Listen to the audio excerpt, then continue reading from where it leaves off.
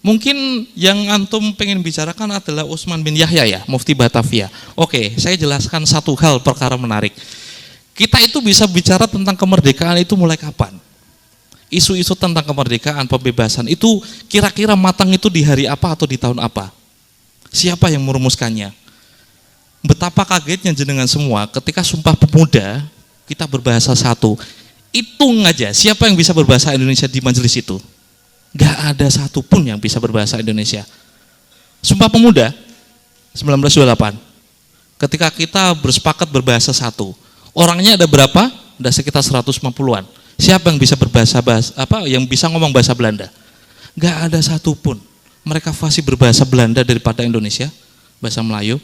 Maksud saya ketika jenengan memakai kacamata kemerdekaan dan nasionalisme dalam sudut pandang di zaman sekarang yang sangat matang, akan menzalimi orang-orang di masa lalu.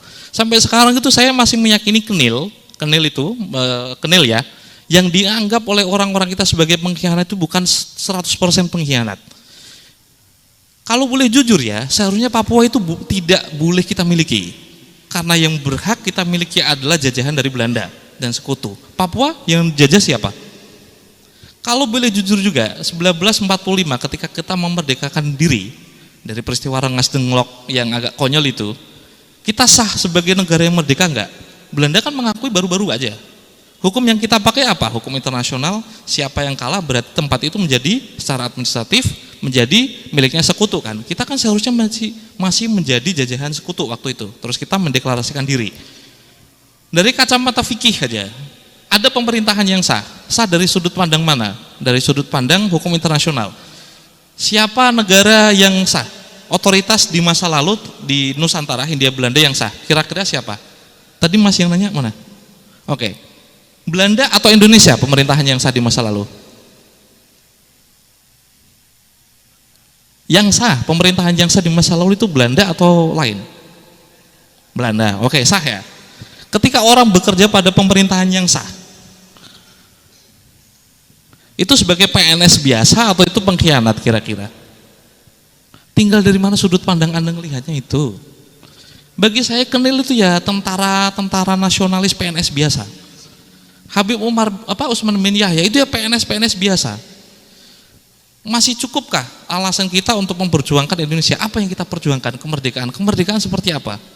Saya itu punya pendapat yang cukup buruk sebagai sejarawan. Saya ngerasa Soekarno itu tidak keren-keren amat. Dia itu dikelilingi oleh orang bodoh yang nggak bisa membaca aja itu. Dia bisa berorasi dengan baik gitu. Itu pendapat konyol sebenarnya. Tapi kan itu bisa dibuktikan berapa banyak orang yang bisa membaca di waktu itu. Anda bisa bicara dengan fasih di depan orang-orang yang nggak bisa baca itu jadi dewa itu. Nah, intinya ketika Anda berusaha untuk mencari cara bahwa ada pengkhianatan, jangan pakai perspektif zaman sekarang. Kemerdekaan di masa lalu seperti apa? Sangat abu-abu.